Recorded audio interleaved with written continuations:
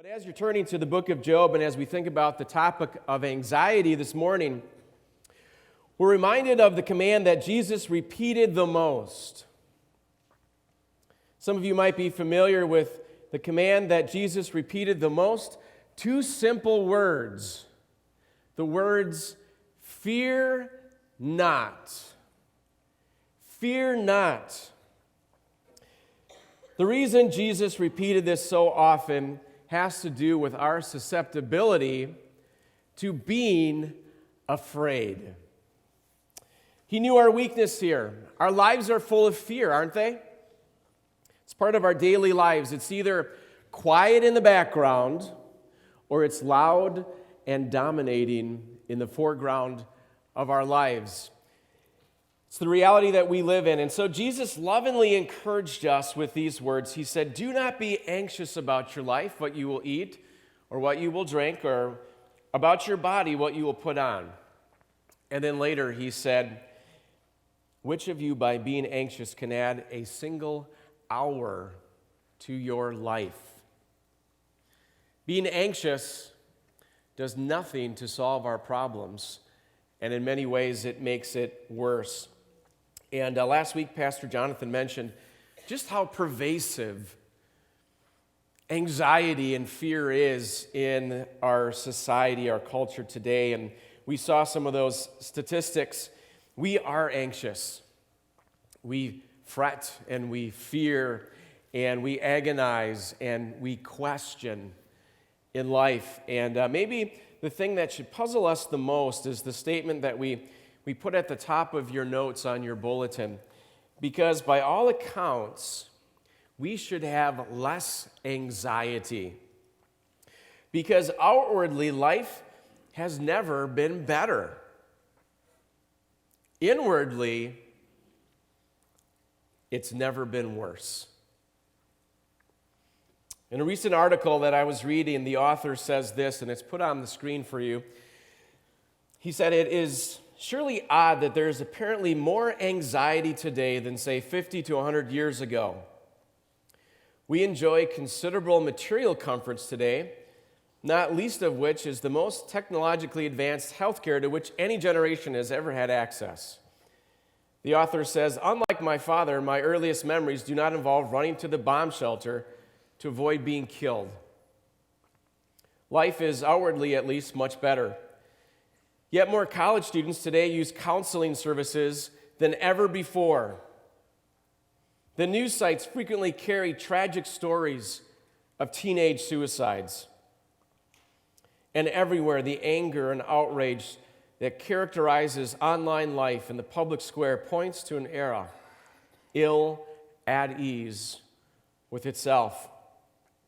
And so this morning, I think that we can say as a whole that we really do not know how to care for the problems that plague our souls. Because largely we've been told to deal with our problems with little to no consideration of the God who created us. And when God is not a part of the equation in dealing with our inward problems, the solutions that we come up with are oftentimes inaccurate, unhelpful, and in many ways they can be destructive to those of us who are people who are created in God's image. As we think about this morning, so while everything might be getting better on the outside, we don't really understand the nature of our souls on the inside. And so when it comes to things like anxiety and worry, we kind of treat it like that hot potato that we just want to get rid of so it doesn't burn us and destroy us. And so we've been told things like this, that most of what we worry about never happens. Maybe you've been told that before, and I ran across this graphic not long ago. And it talks about the things that we worry about. There's the things that can happen. There's the things we worry about. And then there's the things that actually happen to us. And so as we think about this, we've been told, well, don't worry so much because most of what you worry about won't happen. But there's a problem with this. When you really start to think about it, because bad things still happen. In fact, they happen to us almost every day. We are faced with bad things that happen to us. And sometimes the things that we worry about the most seem to happen to us the most. In fact, in our passage that we're going to be looking at today, one of the things that Job says here is, the thing that I feared the most has come upon me. And because bad things happen, this naturally produces an additional source of anxiety for us in our lives. And so in your notes there, we put that there are two sources for anxiety. Anxiety about the future and anxiety about the past. Anxiety about the future is called worry. The biblical term for anxiety from our past is called suffering. It's called suffering. And that's where we come to the story of Job. Job tells us in extensive details about the anxiety of suffering in our lives when we experience something in our past and it causes pain, emotional, mental, physical. And so Job steps up on the scene, and he is like this giant to us in how we are to understand and deal with the anxiety that comes from suffering. And before we get to chapter 3, listen to the very first verse of this book. We're introduced to this man. It says, "There was a man in the land of Uz whose name was Job, and that man was blameless and upright, one who feared God and turned away from evil." And we're told about his wealth. He was probably the wealthiest man of his day. We think that he lived sometime during the time of Abraham, maybe even before Abraham, and according to what the description of his wealth is, he had even more wealth than Abraham did. So he was probably the wealthiest man of his day, and he's also described as the godliest man of his day. In fact, God says this himself about him: "There is none like him on the earth, a blameless and upright man who fears God and turns away from evil." But then if we were to start reading in chapter 3, it doesn't take us long to realize that something has happened in this man's life. Because the very first verse of chapter 3 says this: "Job opened his mouth and cursed the day of his birth." And what we have here is a picture of a man who is suffering. Job is in extreme agony, and there's no easy way to describe the depth of his agony. He's extremely sorrowful. He's dealing with depression. He's lonely. He's in physical pain. He's frustrated. He's experiencing intense grief. He's completely confused. Someone has said this: think of the worst depression that you could have ever experienced and multiply that by the sorrow of losing everything and everyone you've ever loved. And then multiply that by the dread that you would feel if you thought God himself had turned the complete weight of his wrath against you. And that is where we find Job. What happened to Job?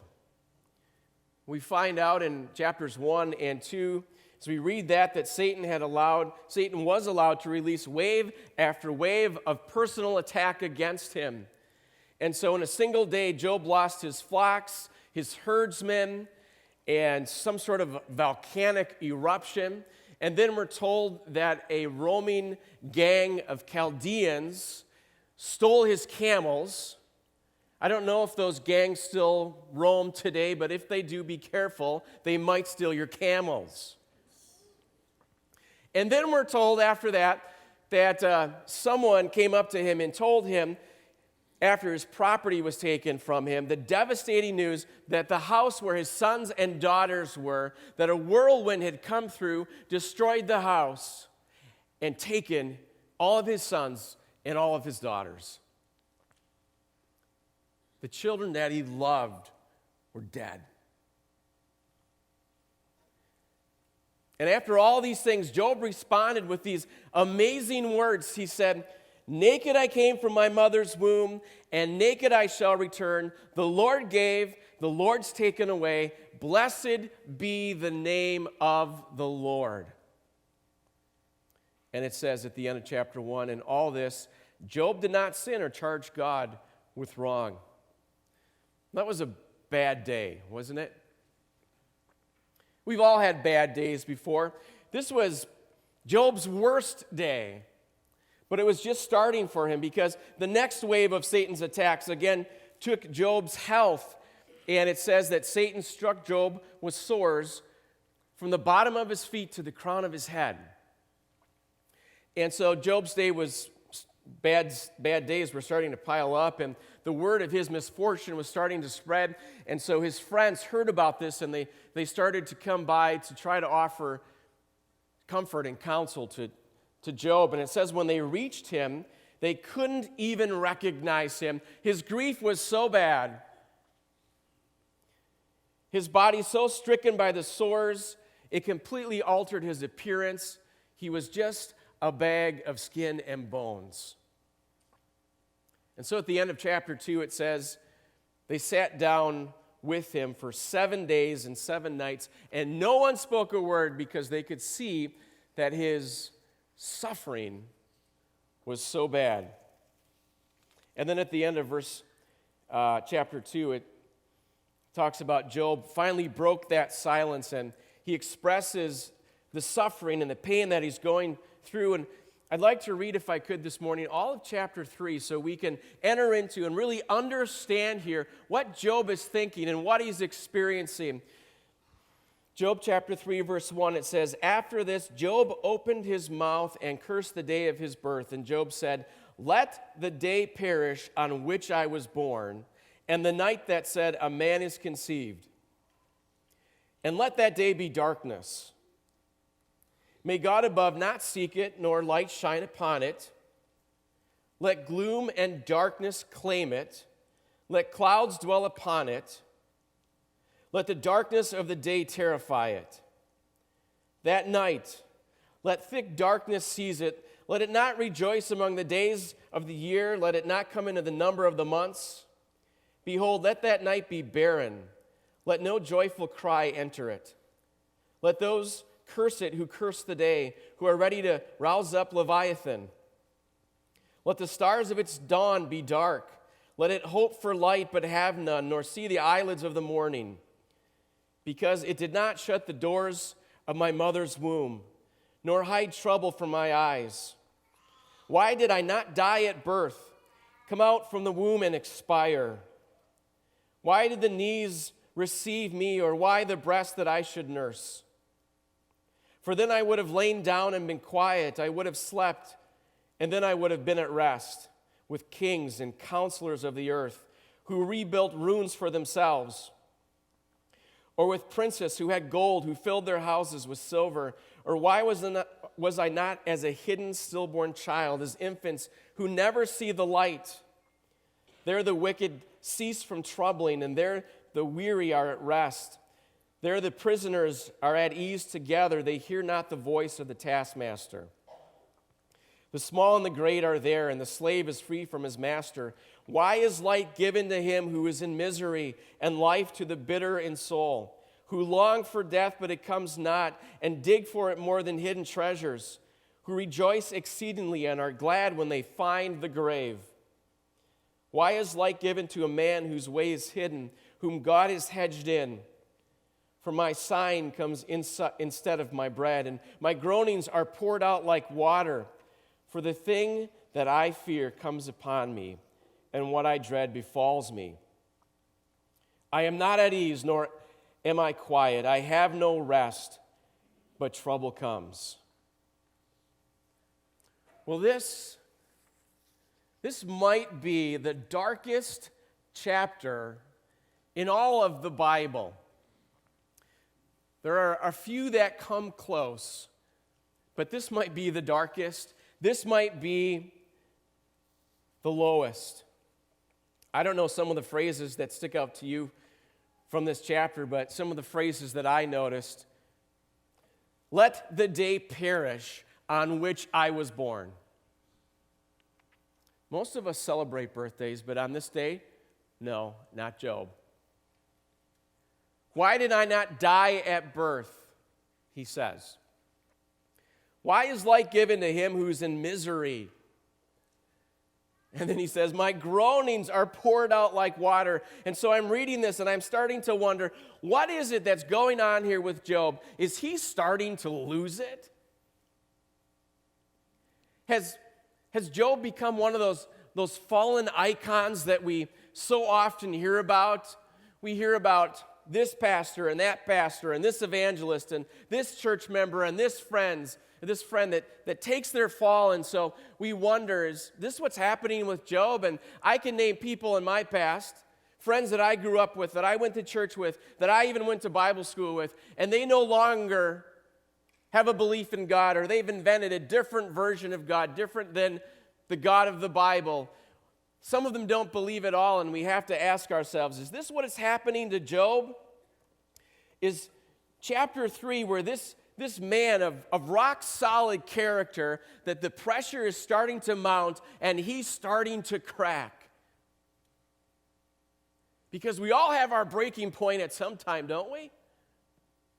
So that's what's happening here to Job in this passage. And there's something very important that we need to understand here, because Job is not losing his faith. You need to understand, Job is being honest. He's being honest. And in the story of Job, we have this model in how to handle the anxiety that comes with suffering. You see, Job is just as holy in chapter 3 as he is in chapter 1. He's just as righteous in the valley as he is on the mountaintop.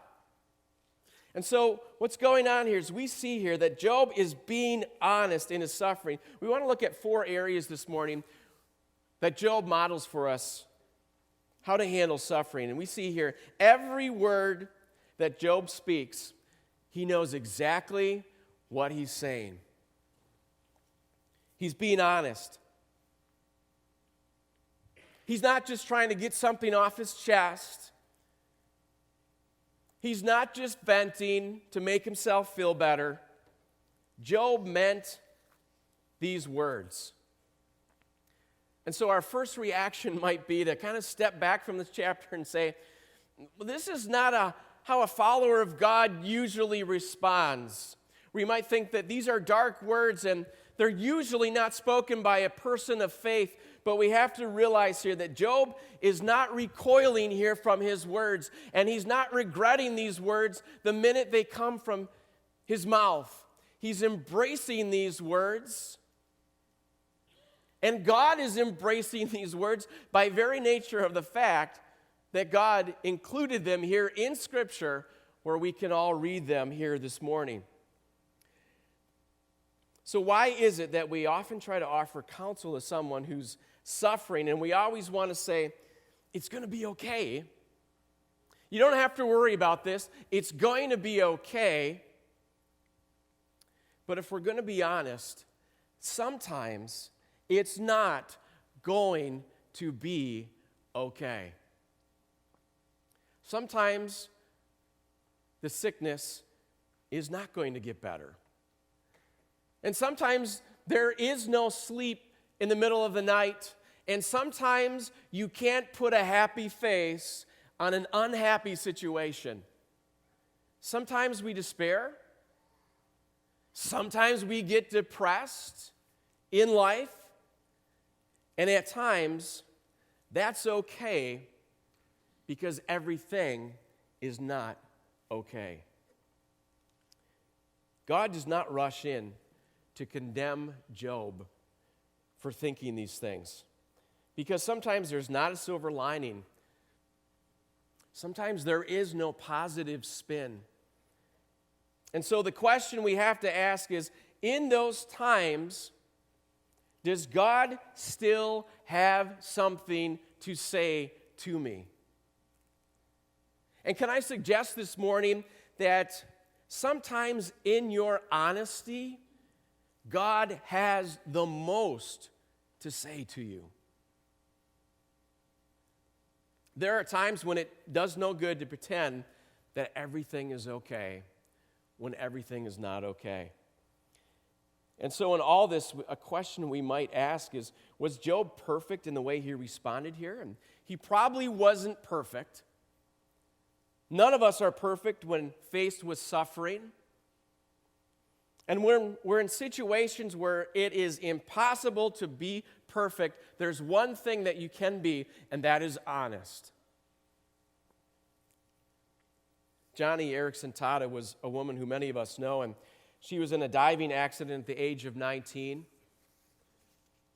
As a result of that accident, she became a quadriplegic, could not use her hands like she used to, and had to get around in a wheelchair. And she had some dark days following her accident, and she had questions. This is what she said about those times. For some odd reason, however, it comforted me to realize that God did not condemn me for plying him with questions.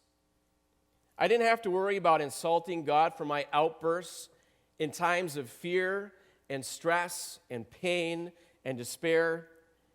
It wasn't going to shock him. You know what? It's okay to be honest with God. You're not going to shock God with your honesty. And so Job here, as an example to us, was honest in his suffering, but we can also learn from Job because, secondly, Job was holy in his suffering. Job was holy in his suffering, and we know that we can experience suffering for many different reasons. People experience suffering for the sake of righteousness, and it's called persecution. People suffer because of our sin and our poor choices. We can suffer because of God's discipline in our life for disobeying him. People suffer in trials that come our way, and I can't assume my suffering is a result of my sin, and I can't assume that my suffering isn't a result of my sin. But whatever the case may be for my suffering, there's one thing that can be my concern, and that is that in the middle of my suffering, I can be holy. I can do the right thing. I can strive to maintain my integrity. And that's what Job was doing here. Job provides us this example, and something quite remarkable happens in the middle of chapter 2. Job's health was taken away from him, and he's got these sores covering his body. The only way that he could find relief is to take a piece of broken pottery and take that pottery and scrape and scrape and scrape his sores. And that's when his wife came up to him, and she began to mock him. She said, "Do you still hold fast to your integrity?" She said, "Curse God and die." But Job couldn't do that. For Job, that was a line that he was not willing to cross. And he answered his wife, he said, "You speak as one of the foolish women would speak." Shall we receive good from God? And shall we not receive evil? And then it says, in all this, Job did not sin with his lips. Job was not going to let his mind or his mouth go there to blaspheme the integrity of God. when you are in the middle of the anxiety of suffering, let me tell you, what you think about God is so very important. When you're in the middle of your suffering, what you believe about God is everything. It's everything. C.S. Lewis was a well-known author and a professor, and he was a Christian. For most of his life, he remained unmarried. But in his late 50s, he met a woman, he fell in love with her, and the two of them were married. And a few years after they were married, she developed cancer, and he tragically lost her. And after she died and he went into this grieving process, he began to write down his thoughts on losing his wife, and it was compiled into a book that was entitled A Grief Observed. And in that book, he said this: "We were promised sufferings. They were part of the program. We were even told, 'Blessed are they that mourn,' and I accept it. I have nothing that I haven't bargained for. Of course, it's different when the thing happens to oneself, not to others, and in reality, not in imagination. Not that I am in danger in ceasing to believe in God." And then he says this: "The real danger is in coming to believe such dreadful things about him." He knew that in the middle of your suffering, what you believe about God is everything. Is God still good? Can you still trust God in the middle of the suffering? And Job learned something vitally important here about God. God is much more interested in my holiness than he is in my happiness. And it's not that he's not concerned about my happiness. It's not that he doesn't love me. He went to the extreme to display his love to me. But he's more concerned about my holiness than he is my happiness. God was willing to let this circumstance come into Job's life that would rob him of his happiness for a time, so it could get Job to look at the holiness in his life, and he could be tested and refined, and this could be put on display. There was something here that could be revealed to Job about himself in the middle of his suffering. Later on in the book, A Grief Observed, it says this: "God had not been trying an experiment on my faith or my love in order to find out their quality. He knows it already. It's I who didn't." You don't really understand what's on the inside until you suffer. You don't really understand what's on the inside until you suffer. It's like we are a giant tube of toothpaste. And when you get squeezed, what is on the inside comes out. That's what suffering does. What is the quality of my faith? What is the quality of my love for God? Job was learning the quality of his faith. You know what Job was willing to say? "Though he slay me," it says, "still I will trust him." That's what Job was willing to say. "Though he slay me, still will I trust him." He might question his circumstance, but he will never question God and God's integrity. And so Job was honest in his suffering. He was holy. But then there's this other reality that Job was faced with here. He faced number 3. Job was hidden from God's plan in his suffering. He was hidden from God's plan. I don't know if you've ever had plans get ruined. I think we all have, right? We've all had our plans get ruined. things that we have dreams about and ways that we think that life should go, and suddenly the wrecking ball of life comes down and crashes into our lives, and then we're just left to kind of pick up the pieces. And you might be here this morning and you're thinking, man, you don't know what I've been through. And I don't know what you've been through. And quite frankly, you don't know what I've been through. But I do know that when my plans get wrecked, I want to know, what's the plan now, God? I want to know what the plan is. And if I don't know the plan, things get really hard, really fast for me if I don't know the plan. If you've ever been on an airplane before, you know that there's this routine that goes into getting on an airplane. And there's basically two different kinds of people.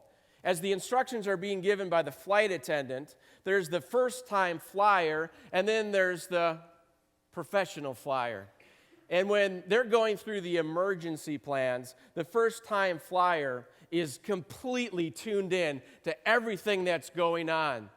And so when they say that your seat can be used as a flotation device, they're touching the seat going, oh good, I'm so glad my seat can be used as a flotation device in case of an emergency. And they're reading through that pamphlet over and over again. In case there's an emergency, I want to be ready. And then there's the professional flyer. What are they doing during the instructions?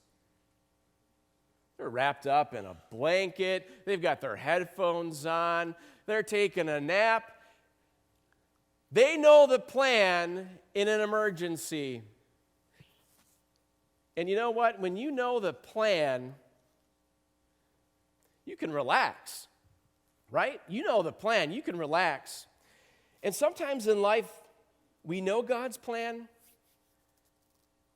Sometimes we don't. And in fact, most of the time, we don't know God's plan.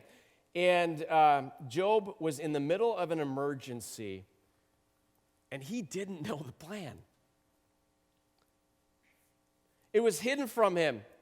You see, God and Satan were in the middle of this discussion, and you can read about that in chapters 1 and 2. And God was allowing Job's faith to be put to the test and put on display.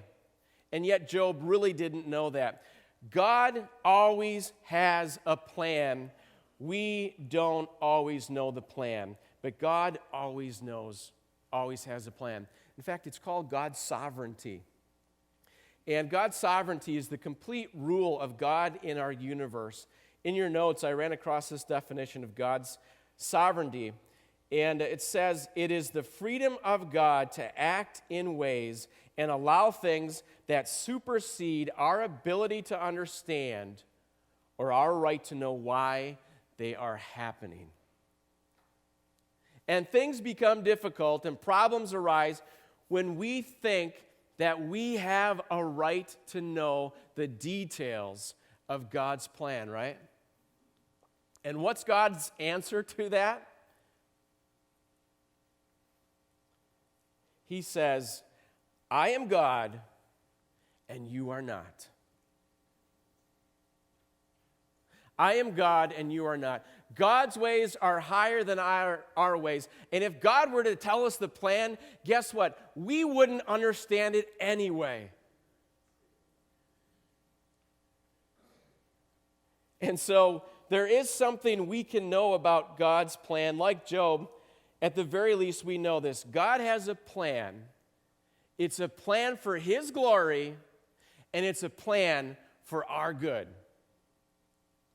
God has a plan. It's for His glory, and it's for our good. It might not feel good all the time, but that's different than it being for our good.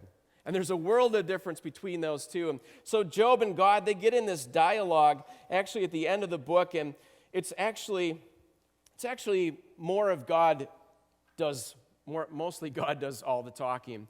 And Job asks his questions throughout this book, and then God speaks in chapter 38. And seems here a little harsh what he's saying.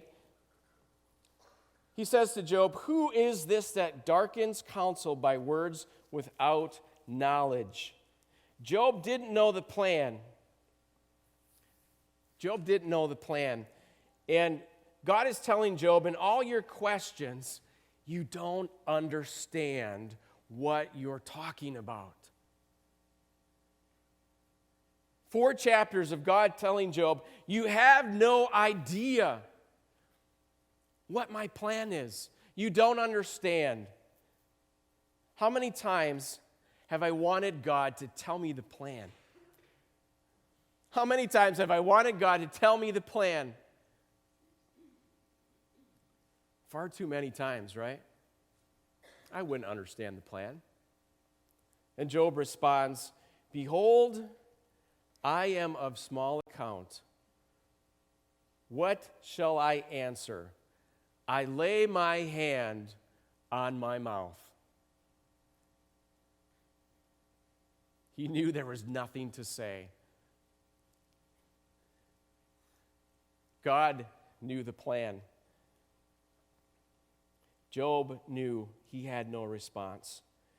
And that leads us this morning to our fourth and our final area that Job modeled for us. You see, Job is not only honest in his suffering, he's not only holy, and he's not only striving to understand God's plan, but he's also hopeful in his suffering. You know, I think we realize Job went through a lot. There's a lot that's said throughout this entire book that's said by Job and his friends and his wife.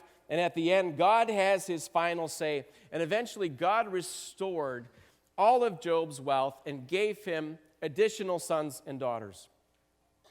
But there was a point where Job was at his lowest, but he was also at the time where he had the most hope.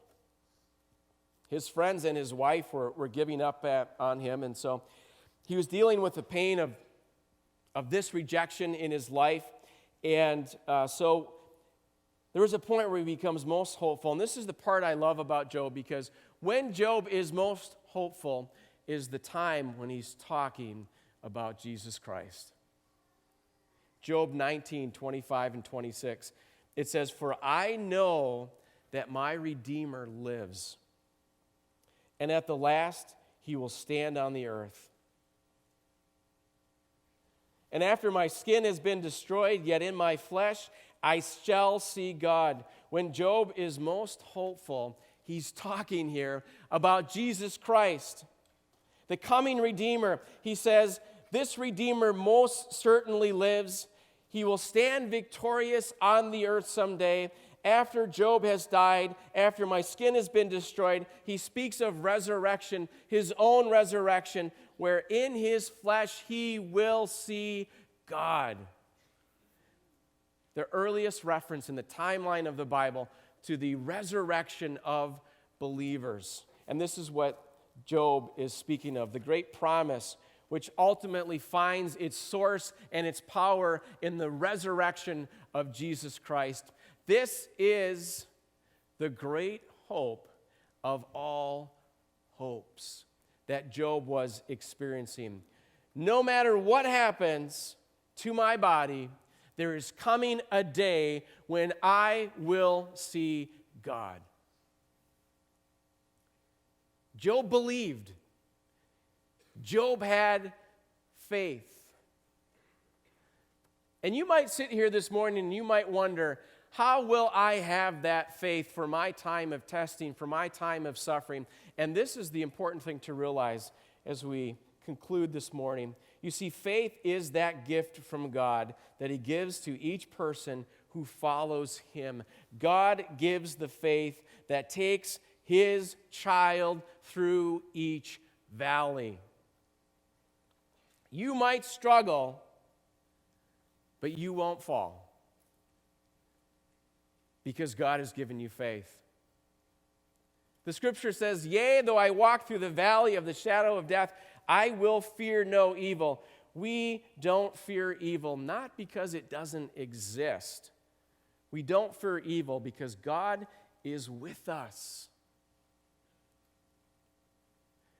It says, "For you are with me. Your rod and your staff, they comfort me." And that's the story of Job. the man who endured great suffering.